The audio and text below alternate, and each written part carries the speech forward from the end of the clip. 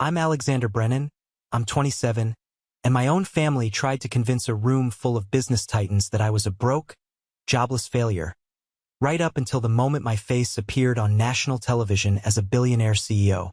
Before I tell you about the dead silence that fell over that steakhouse dinner, let me know where you're watching from in the comments below. It's always incredible to see how far these stories can travel. Alright, let's go back to that night. The air in the private dining room at Morton's was thick with the scent of money and grilled meat. It was the kind of place my father thrived in. Dark wood, leather chairs, and waiters who moved like ghosts. I, on the other hand, felt like I was wearing a costume even though I was in my own clothes. Dark jeans, a simple black turtleneck, and sturdy boots. Practical, comfortable, and, according to my father, a complete and utter embarrassment. He's just a warehouse worker, my father, Richard Brennan, was saying to his business partners. He said it with a casual, dismissive wave of his hand, as if swatting away a fly, or maybe swatting away me. The words were meant to be an apology for my very presence. My sister, Jessica, sitting beside him, added her own little jab. A smirk played on her perfectly glossed lips as she leaned toward the wife of one of the partners. "So embarrassing," she whispered, just loud enough for me and the man next to her to hear. It was a well-practiced performance of sisterly shame. I didn't say a word. I just took a slow sip of my water and smiled. Not a real smile, but one of those tight, polite ones you learn to perfect when you're the family disappointment. It was a shield. For years, it had been my only defense against their casual cruelty. They had no idea what was coming. I did. I had checked my watch just minutes before. It was 7:58 p.m. Any minute now. The conversation at the table droned on deals, mergers, the stock market. I was invisible. The black sheep sun brought along out of some misplaced sense of familial duty, probably at my mother's insistence. My role was simple. Sit down, shut up, and don't remind anyone that I didn't belong in their world of corporate success. Then it happened. A waiter quietly turned on the large flat-screen TV mounted on the wall, switching it to the Bloomberg Financial News Network, just as my father had requested. He liked to have it on as background noise, a symbol of the world he belonged to. The anchor on screen finished a segment about market trends. Then she smiled warmly at the camera. "And now for our innovator spotlight," she announced, her voice crisp and clear, cutting through the low murmur of the room. "Tonight, we're meeting the man who is quietly revolutionizing one of the world's oldest industries. He's been called the ghost in the machine of modern logistics." My father grunted, barely paying attention. Jessica was scrolling through her phone, probably checking likes on her latest post. The anchor continued. "He turned down a guaranteed future on Wall Street to get his hands dirty, and in doing so, built a silent empire." A picture of a massive, state-of-the-art warehouse filled the screen. My warehouse, my systems, my empire. My heart started to pound, a slow, heavy drum against my ribs. "Tonight," the anchor declared, her voice filled with admiration, "we meet the tech world's newest billion-dollar CEO, the founder of the game-changing flow state systems." The camera cut to a shot of me sitting in my office, looking directly into the lens.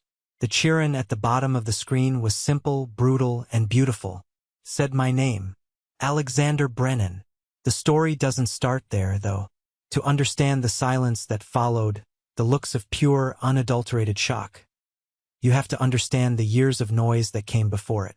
It all started 5 years ago in a different kind of expensive room, the dean's office at Columbia Business School.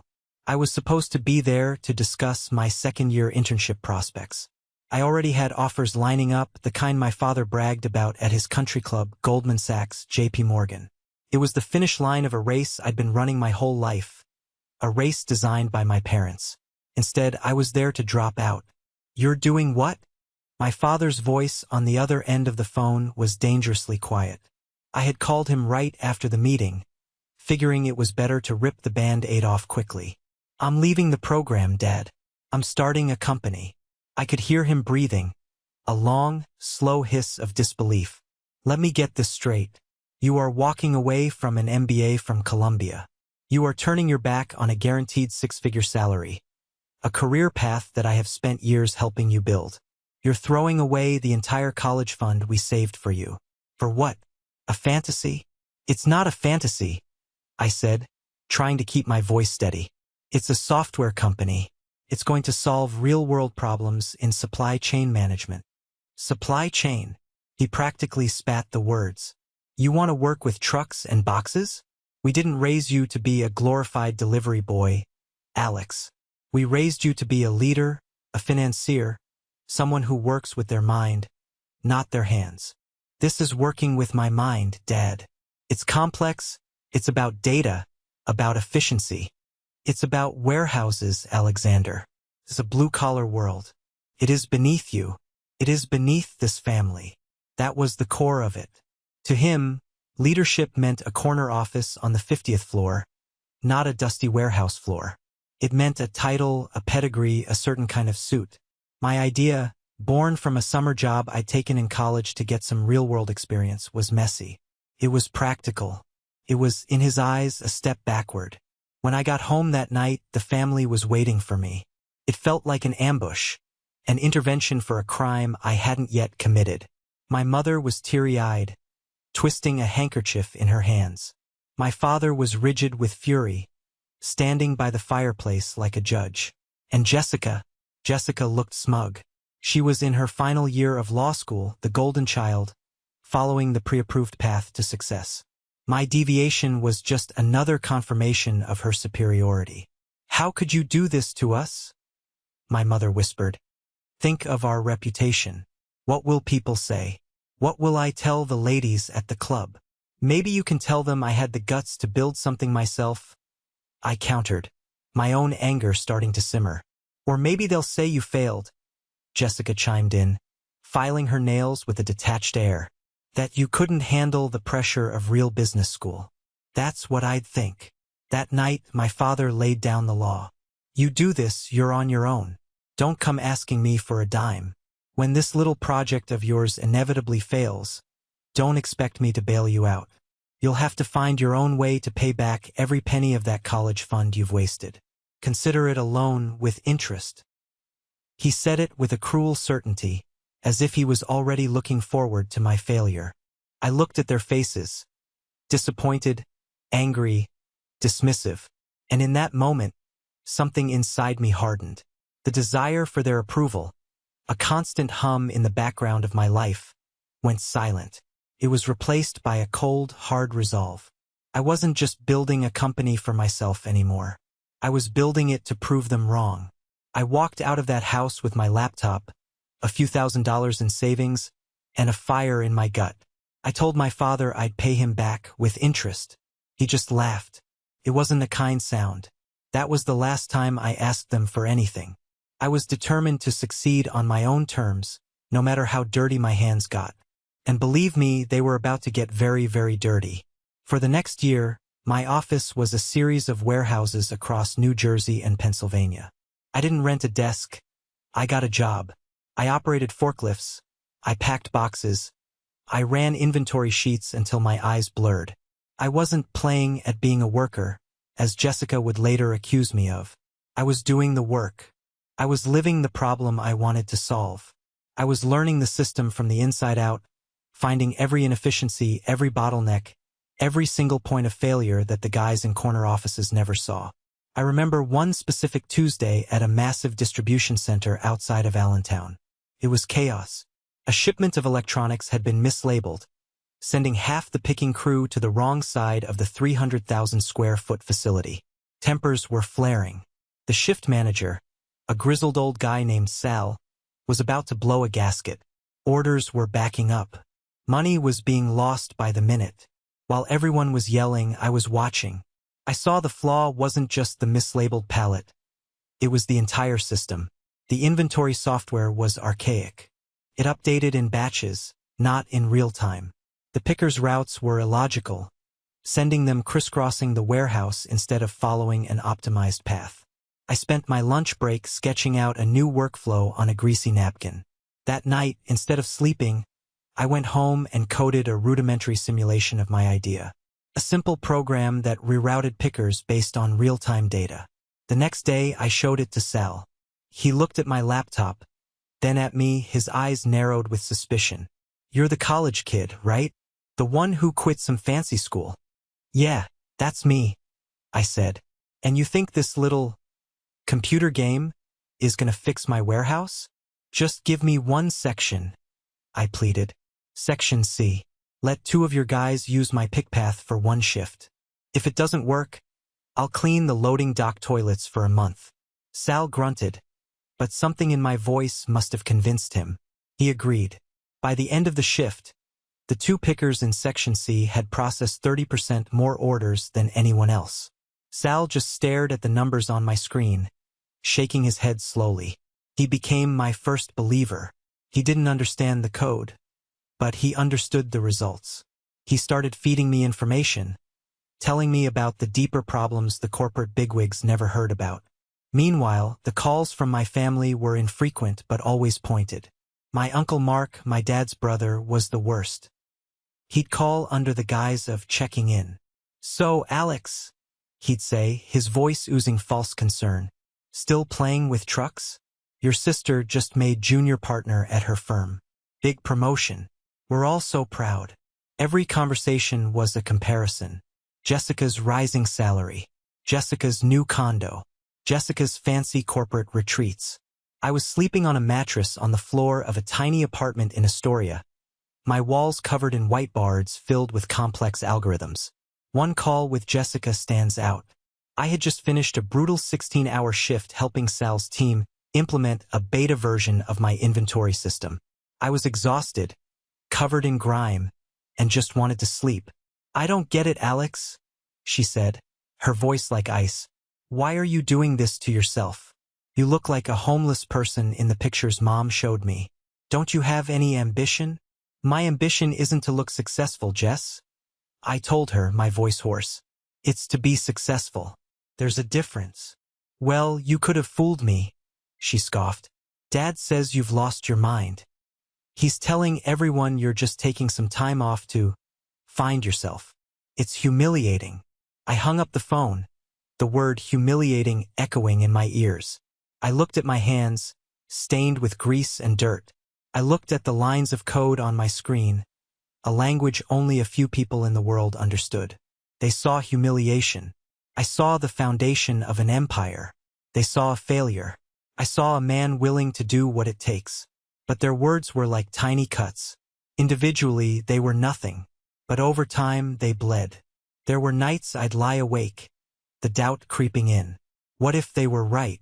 What if I was just a fool with a laptop, chasing a dream that would never materialize?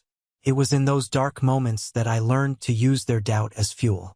Every condescending phone call just made me work harder.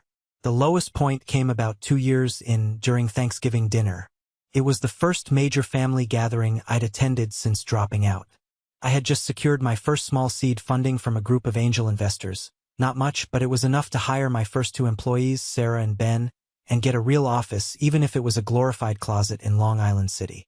I was proud. For the first time, Flow State Systems was more than just me and a laptop. I made the mistake of thinking my family might be proud, too. I tried to explain it to them over turkey and stuffing. It's a logistics optimization platform, I said, trying to contain my excitement. It uses AI to predict inventory needs and streamline warehouse workflow. We've already got 2 small clients, and they've seen a 15% increase in efficiency. My father just stared at me, his fork halfway to his mouth. So, you're still in the warehouse business? It wasn't a question. It was a verdict. My Uncle Mark laughed. Let me get this straight. You got people to give you money so you can tell other people how to stack boxes better. The table chuckled. My Aunt Carol patted my hand. Oh, that's nice, dear. It's good to have a hobby. I felt my face flush with heat. It's not a hobby. It's a real company. We have employees, a payroll. Oh, I'm sure it is, Jessica said, patting my arm in a show of mock sympathy. Don't worry, Alex. Everyone is entitled to their little passion projects. The conversation moved on, leaving me feeling like a child who had just shown his parents a macaroni necklace and expected them to frame it. Then my father stood up, glass in hand. I'd like to make a toast, he announced, his voice booming. To my daughter, Jessica. Just got a massive promotion to Senior Director of Marketing. A real job with a real salary and a real future. Her bonus this year is more than most people make in 5. We are so proud of you. Everyone cheered. They clinked glasses. They congratulated her. My Uncle Mark slapped my father on the back. You raised a winner there, Richard. I just sat there, invisible again. I looked across the table at Jessica. She caught my eye and gave me a tiny, pitying smile. It was worse than any insult. It was the smile of someone who had won a race she didn't even know I was running. It was the smile of someone who was sure I was a lost cause. That was the night I stopped trying. I stopped explaining. I stopped seeking their approval. I realized that their validation was a cage, and the only way to be free was to stop rattling the bars. I built a wall inside myself that night. On my side of the wall, I would build my company. On their side, they could have their opinions. The two would never have to meet. So when my mother called me 3 years later, a few weeks before the Mortons' dinner, her voice laced with that familiar, gentle guilt, I almost said no. Your father is hosting his most important clients, she'd said. It would mean so much to him if you were there, just for a few hours. Please, Alex. For me. I knew why she was asking. It was about appearances. The perfect family. But as I was about to refuse, a thought struck me. My company was on the verge of a massive public announcement. The Bloomberg interview was already filmed. The new valuation was locked in. Maybe it was time for the two sides of my wall to finally meet. Okay, Mom, I said, a strange calmness settling over me. I'll be there. I didn't go to that dinner seeking their approval anymore. I went to that dinner to quietly and finally close a chapter of my life. I just didn't realize I'd be closing it with a billion-dollar explosion. Back to the present. We were seated at the long, polished mahogany table. The waiter had just taken our drink orders. I felt a dozen pairs of eyes on me, the curious, assessing glances of my father's world. They saw my simple, dark clothes so different from their tailored suits and silk dresses, and they made their calculations. My father, ever the showman, decided to address the elephant in the room, me. Everyone, this is my son, Alex, he said, the words heavy with forced politeness. He's between opportunities right now, taking some time to figure things out. I didn't flinch. I just offered a small, neutral smile. Actually, I said, my voice calm and even, I run a logistics software company. He waved his hand dismissively, just as he had on the phone all those years ago. Yes, he works at warehouses. Fascinating stuff. We're hoping he'll transition to something more professional soon. A man named Robert Vance, one of my father's biggest clients, looked at me with a flicker of interest. He seemed like a decent guy, sharp and inquisitive. Another man, a corporate lawyer named David Chun, also tilted his head slightly, a thoughtful expression on his face. But before either could speak, Jessica leaned in. Don't mind Alex, she said with a stage whisper that carried across the table. He's in his building character phase. Has been for about 5 years now. The laughter was polite, but it still felt like a punch to the gut. The old anger, the familiar sting of humiliation, began to bubble up inside me. But I pushed it down. Not tonight. Tonight I was just an observer. I was here to watch the final act of a play they had written. The waiter set a glass of expensive scotch in front of my father and a simple club soda in front of me. Still not drinking? My father asked, his tone implying it was another one of my strange, unsophisticated habits. A man can't close a deal without a good scotch in his hand, son. I have a major software deployment tonight, I said simply. Need to keep a clear head. Jessica snorted. A software deployment? Alex, you're not conducting a divorce settlement or launching a hostile takeover. You're probably just updating the inventory list for a shipment of toilet paper. I looked at her, really looked at her. Her life was a series of perfect Instagram posts, promotions, vacations in Tuscany, charity galas. Her success was shiny and easily understood. Mine was complex, hidden behind firewalls and lines of code. buried in the unglamorous heart of commerce. She didn't dismiss me because she was evil. She dismissed me because she couldn't comprehend a world where value wasn't measured by job titles and designer handbags. Something like that, I said, turning my attention to my club soda. There was no point in arguing. You can't explain the color blue to someone who has chosen to see the world in black and white. They had their narrative and they were sticking to it. But I had a secret, a narrative of my own. And it was about to go live to an audience of millions. The appetizers arrived, tuna tartare and shrimp cocktails. The conversation shifted to a new corporate merger, a topic where my father and his guests were on solid ground. I was content to remain silent, a ghost at the feast. But Robert Vance, the client, wasn't done with me. He turned to me, his expression genuinely curious. "Logistics software, you said?" he asked, ignoring my father's attempt to steer the conversation back to golf. "That's a tough space. Very competitive. What's your angle? Are you focusing on trucking routes? Shipping manifests?" For a moment, I was tempted to tell him everything. To talk about our proprietary AI, our predictive analytics, the way we were shaving millions off the operating costs of our clients. But then I looked at my father's face, tight with anxiety, and Jessica's, bored and impatient. It wasn't the time. "We focus on optimizing the last mile," I said, keeping it simple. "Making warehouse operations more efficient."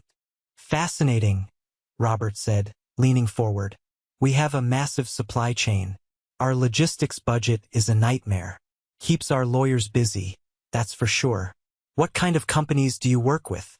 Before I could answer, my father jumped in, his laugh a little too loud. "Oh, it's mostly small, local businesses, Robert. Startup stuff. Alex is still getting his feet wet." He shot me a look, a clear warning. "Do not embarrass me. It's entry-level logistics work," he added, for good measure. "Helping them organize their inventory, that sort of thing." I could have told them.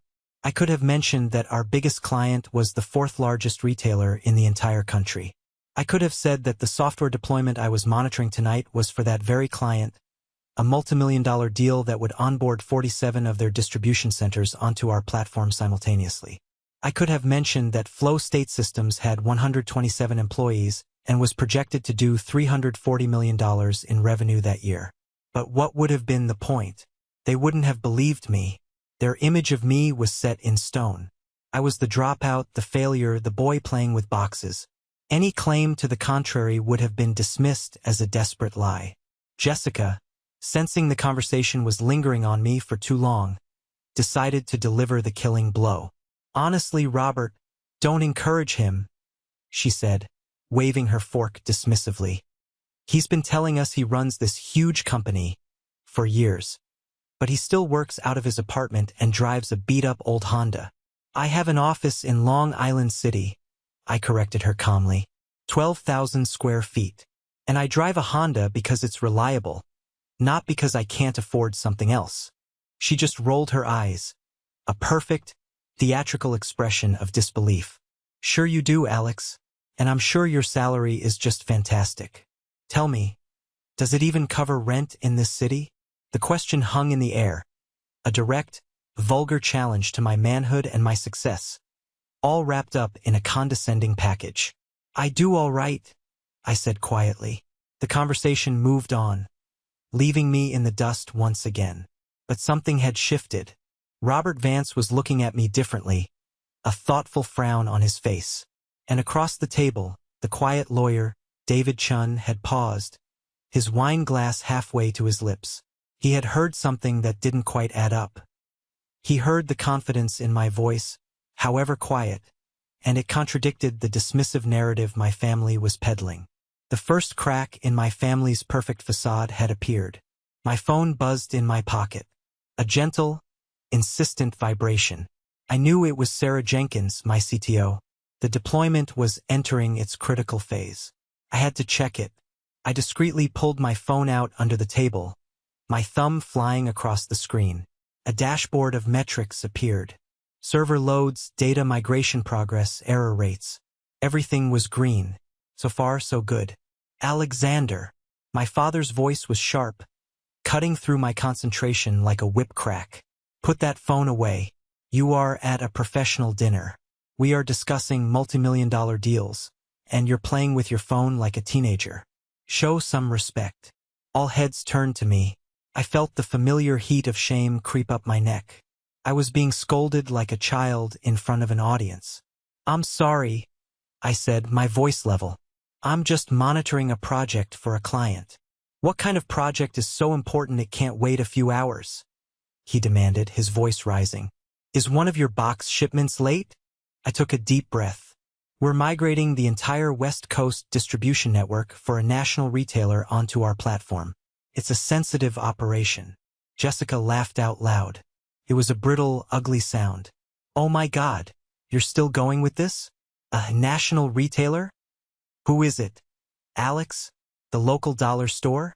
Are you helping them track their shipments of plastic toys?" This was it.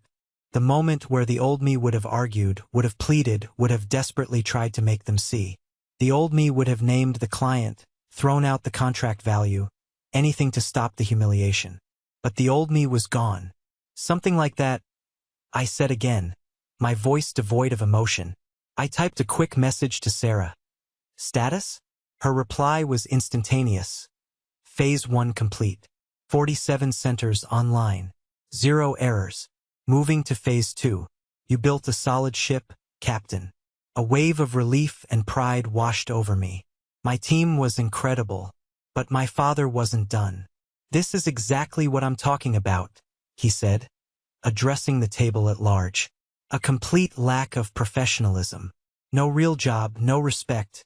It's a constant source of worry."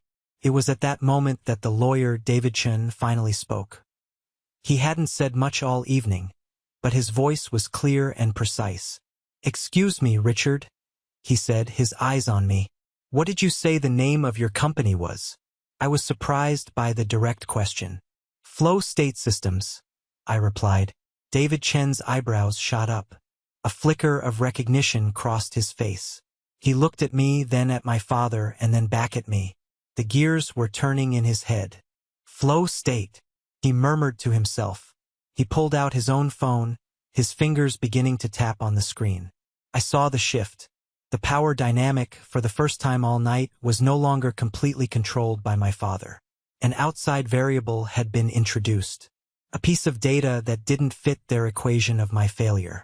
I put my phone back in my pocket. I leaned back in my chair, and I made a decision.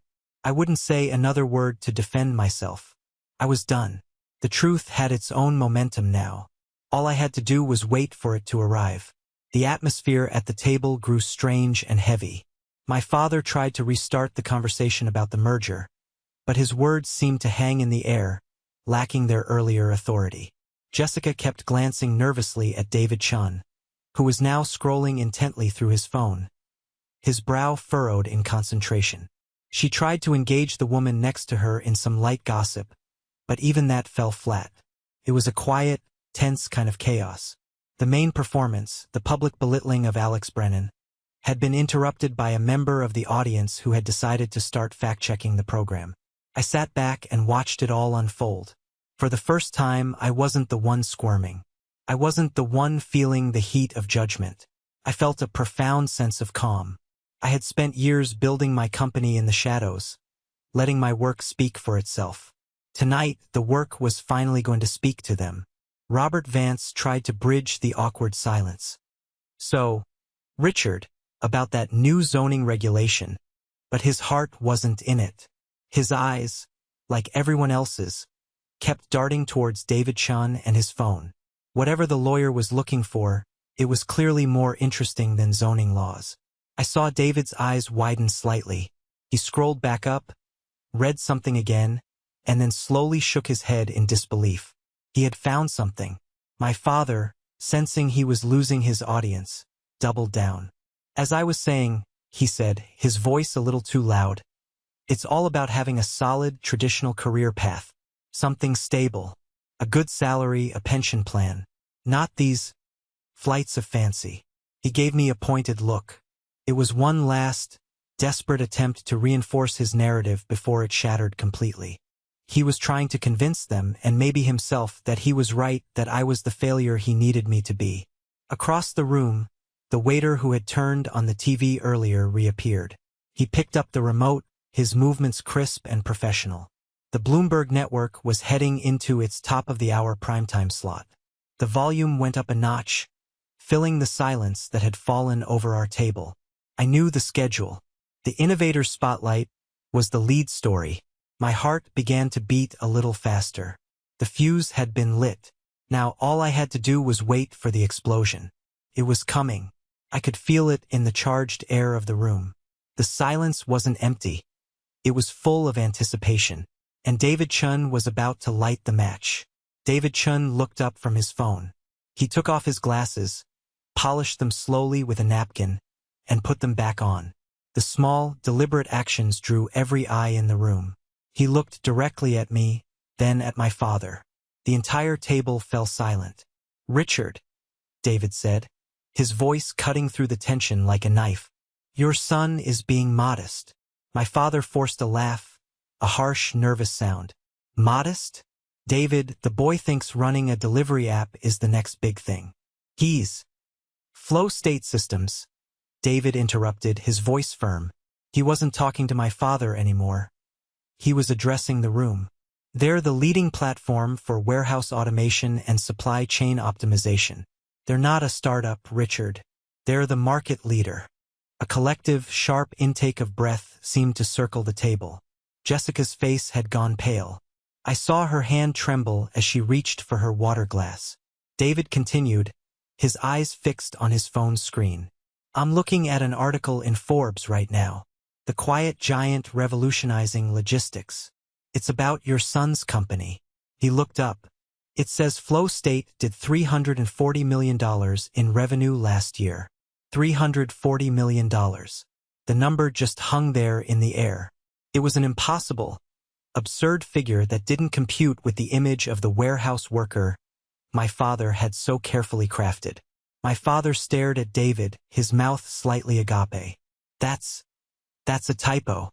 It must be 340,000. Maybe." "I don't think so," David said, scrolling further. He let out a low whistle. "And it says here they've raised significant venture capital." He looked at me, a question in his eyes. I decided to answer. It was time. "Series A was $12 million from Lightspeed Venture Partners," I said, my voice quiet but clear in the silent room. "Series B was $45 million from Sequoia Capital." The names landed like bombs. Sequoia Capital. In the world of business and tech, that name was royalty. It was the ultimate stamp of approval. It meant you weren't just a company. You were a phenomenon.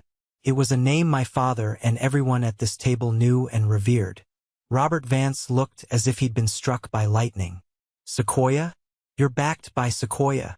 I just nodded.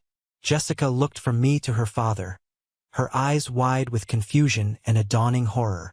"What is he talking about? Dad? This is a joke, right?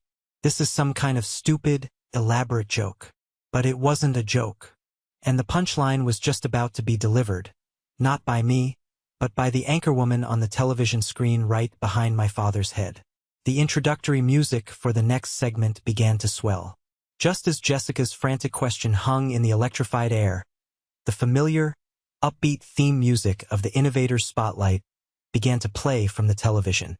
Everyone's head swiveled towards the screen, as if pulled by an invisible string. The anchor appeared, smiling. "If you've ever ordered a package online," she began, her voice resonating with authority, "chances are you've been touched by the work of our next guest, though you've probably never heard his name." A slickly produced montage began to play. Footage of massive, humming warehouses, fleets of delivery trucks, and complex graphics showing data streams flowing across a map of the United States.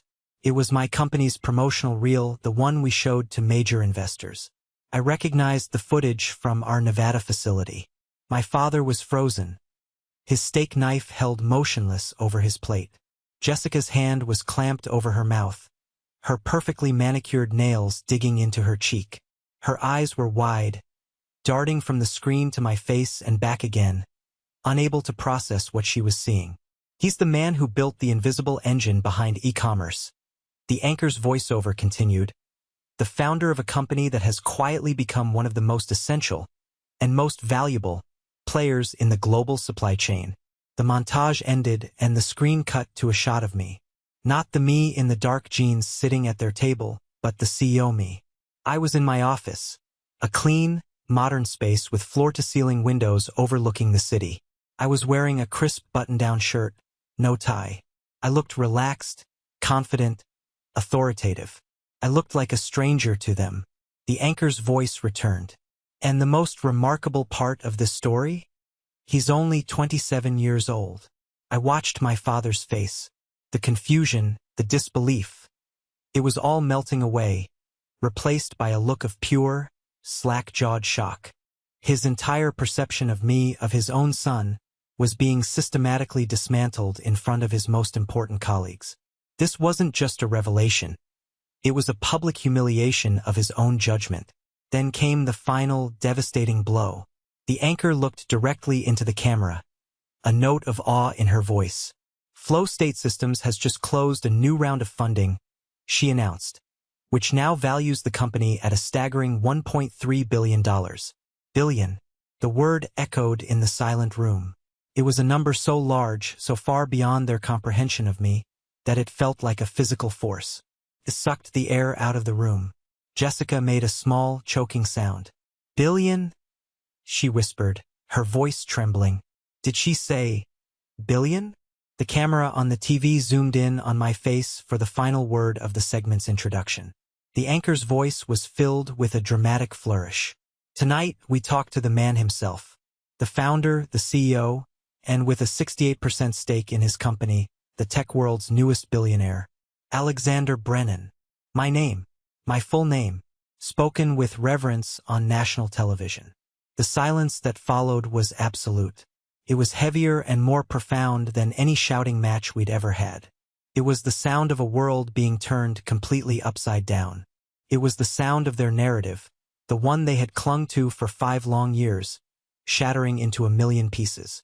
It was the sound of my new reality crashing down upon them. The interview began to play. I watched myself on screen talking about algorithms and automation, about the future of logistics. But I wasn't really listening to the words. I was watching my family. My father looked like he had aged 10 years in 10 seconds. His face was ashen, his eyes were wide and vacant. He was staring at the screen, at the son he never knew, and the foundation of his world was crumbling beneath him. All his metrics for success, the right schools, the right titles, the right connections, were suddenly rendered meaningless. His own son had achieved a level of success so monumental that it made his own considerable achievements look like a child's game. Jessica was crying. Silent tears were streaming down her face, ruining her expensive makeup. They weren't tears of pride. They were tears of shock, of confusion, and maybe, just maybe, of shame. The brother she had pitied, the one she had mocked as an embarrassing failure, was so far beyond her league that she couldn't even comprehend the distance. The entire social hierarchy of their family, with her at the top and me at the bottom, had just been obliterated. It was in that moment, at the absolute peak of this strange, painful, and deeply satisfying vindication, that my phone vibrated. A different kind of notification. It wasn't my CTO. It was my father's. His phone, on the table next to his untouched plate of food, began to ring. The caller ID flashed on the screen, visible to everyone nearby.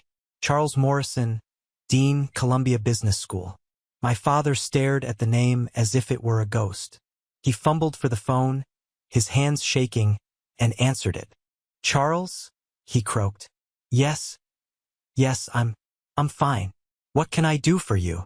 He listened, his face growing paler with every passing second. He kept glancing from the phone to me, his eyes filled with a new, terrifying kind of understanding. This wasn't a business call. It was something else. Yes, he finally managed to say, his voice barely a whisper. Yes, he's my son. He listened again, nodding numbly. I see. A donation for the entrepreneurship fund. He closed his eyes. I see. Yes. Thank you for calling. He hung up the phone, placing it back on the table with a clatter. He looked at me, and for the first time in my life, I saw fear in my father's eyes. "That was the dean," he said to the silent table. "He was calling to thank me, to thank our family." He swallowed hard. "Alex just made a donation to the school's entrepreneurship program, the one he dropped out of." He took a ragged breath. $1.2 million. The second explosion right after the first. It wasn't just that I had money. It was that I was giving it away on a scale he couldn't imagine. I wasn't just a success. I was a philanthropist, a benefactor, a pillar of the very establishment he worshipped, the one he accused me of disrespecting. The interview on the TV ended. The screen cut to a commercial for a luxury car. The spell was broken, and the new reality began to sink in. This is the moment that changed everything, when I finally took back control of my own story. Thank you for staying with me this far, you're amazing. Please help me out by liking this video and commenting the number 1 down below, just so I know you've been on this journey with me. It doesn't just help more people find this story. It lets me know that my experiences mean something to someone out there. Your support is the biggest motivation for me to continue sharing the rest of this journey. The silence was finally shattered by the frantic buzzing of another phone. This time it was Robert Vance's. He glanced at the screen, his eyes widening.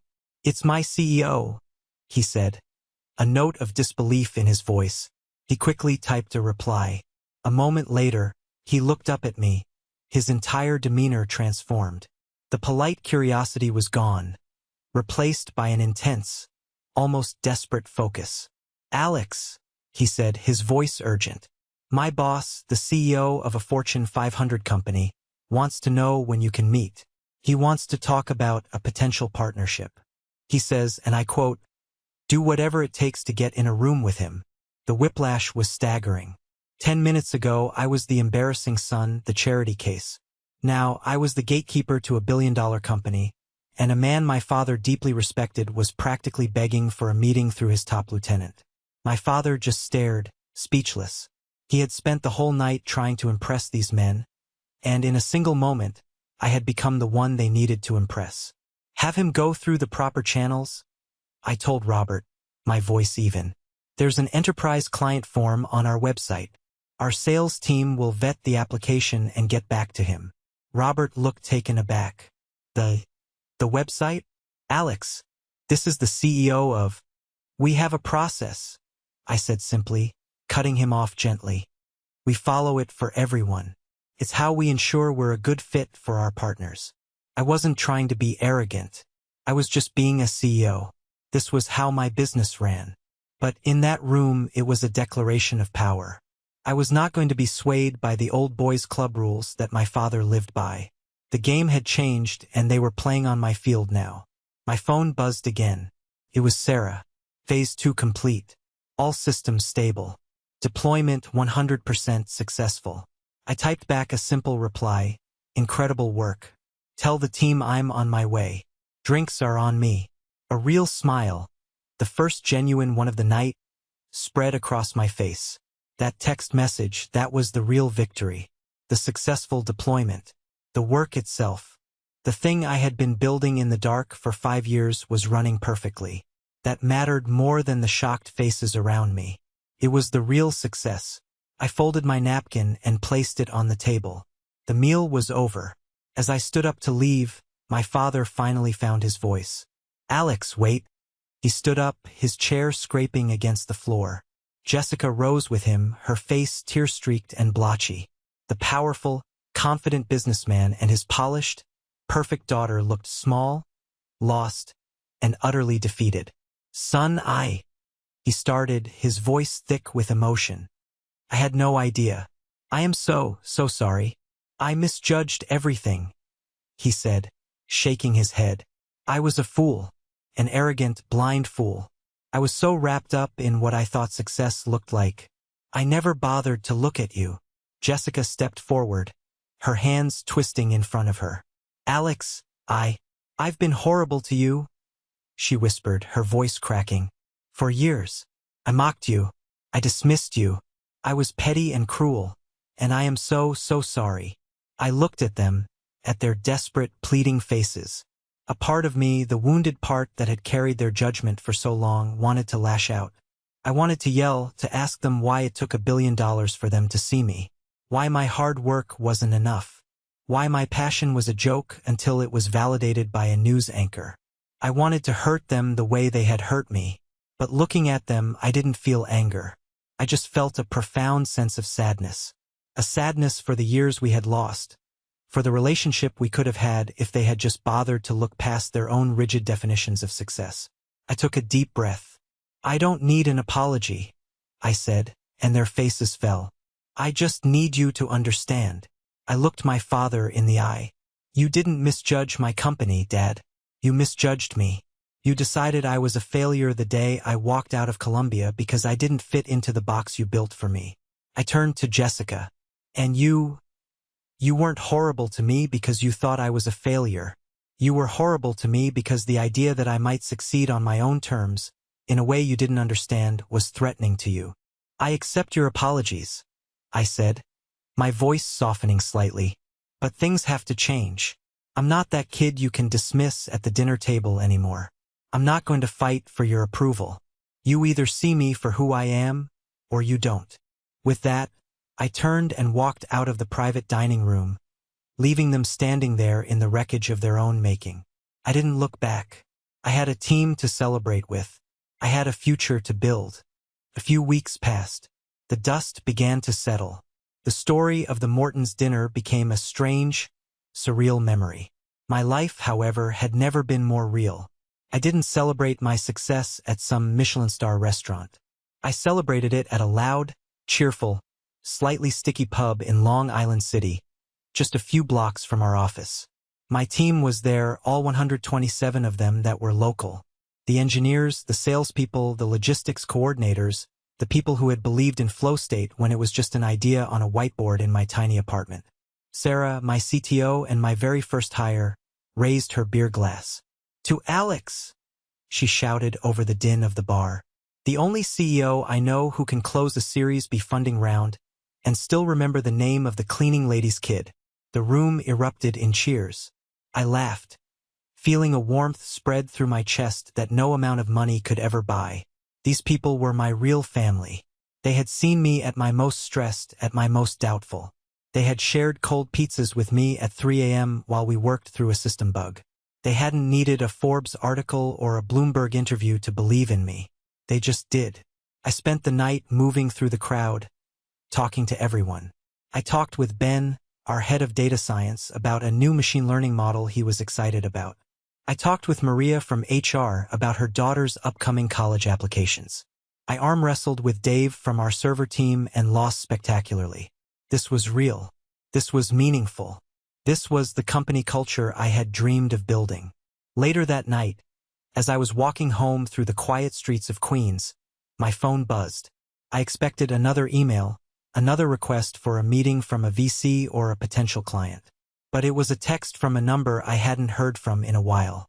My mom. The message was short. "We love you. We're so proud of you. We should have been proud all along." I stopped under a streetlight.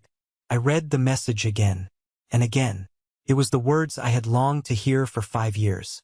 But now that they were here, they felt different. They were welcome, yes, but they weren't necessary anymore. My sense of self-worth was no longer tied to their approval. It was forged in warehouses and coded into my software. It was reflected in the respect of my team. I typed back a simple reply. "I love you too, Mom." A single tear rolled down my cheek. Not a tear of sadness or even of vindication. It was a tear of release. I was finally free. The chapter was well and truly closed. The future was mine to write, and for the first time I felt like I had a family that might actually want to read it. My father called the next day. He didn't talk about business. He just asked me how I was. Really asked. It was a start. A week later, Jessica asked to meet me for coffee. It was the last thing I expected. I agreed, more out of curiosity than anything else. We met at a small, neutral cafe halfway between my office and her high-rise apartment. She looked different.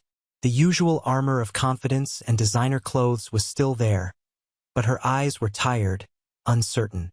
She fidgeted with her coffee cup, avoiding my gaze. "I haven't been able to sleep," she said finally, her voice small.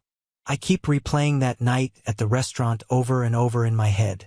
The things I said, the way I looked at you." I just waited, sipping my coffee. I wasn't going to make this easy for her, but I was willing to listen. "I need you to know," she said, finally looking at me. "It wasn't just about the money or the success. I mean, it was, but it was more than that." She took a shaky breath. "I was jealous of you, Alex. I've always been jealous of you." I almost choked on my coffee. "Jealous? Of me? Jess, you were the golden child. You had everything. The grades, the praise, the clear path. I had the things they wanted." She corrected me, her voice bitter.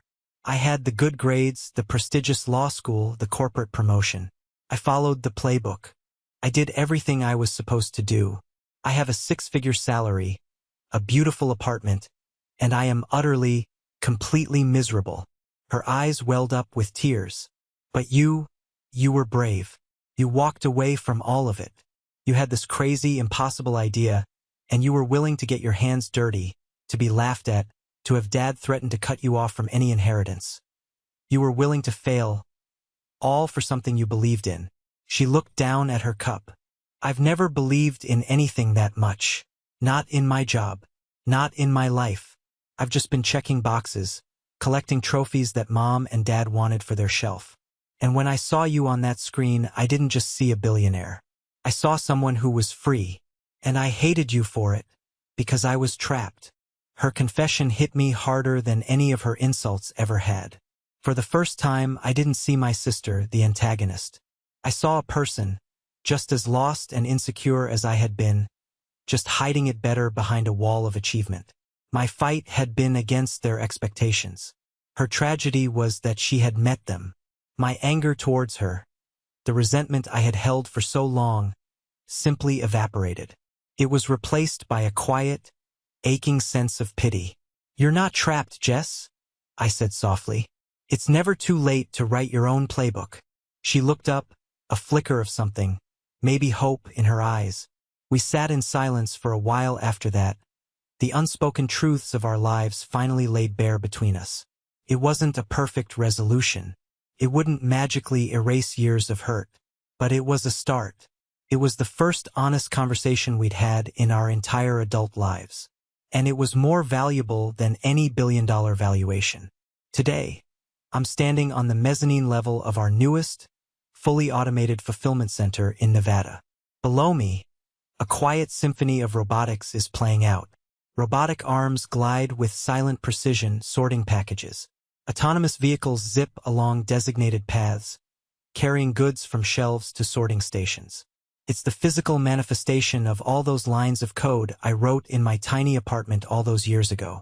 My relationship with my family is a work in progress. My dad is trying. He reads articles about supply chain management now. He asks me questions, clumsy but sincere. He's trying to learn my language. Jessica quit her marketing job. She's taking a sabbatical, traveling, trying to figure out what she actually wants from life. We really talk once a week. My mom just seems happier, lighter. The pressure is off. But as I stand here, watching my creation, I realize something profound. The moment of triumph wasn't at that steakhouse dinner. It wasn't seeing the shock on their faces or hearing the word billionaire attached to my name. Those were just moments of validation, fleeting and ultimately hollow. The real triumph is this: the hum of the servers, the quiet efficiency of the robots, the knowledge that a package will get to someone's doorstep a little faster, a little cheaper, a little more reliably because of the system my team and I built. It's the text from Sarah about a new breakthrough, the laughter in the pub with my team, the thank you note from a small business client whose company we helped save. The real success wasn't proving my doubters wrong. It was solving the problem I set out to solve. It was the work itself. That was the real victory. And the truth is, I'd known it all along, even when nobody else did. Thank you for listening to my story. I hope it resonated with you in some way. The journey has been long, and it's far from over, but I'm grateful for every single step. I have a question for you all. Have you ever had a moment where you had to bet on yourself? even when no one else would? Let me know in the comments below. I read as many as I can. And if you'd like to hear more, don't forget to like this video and subscribe to the channel so you don't miss what's next. Thank you again.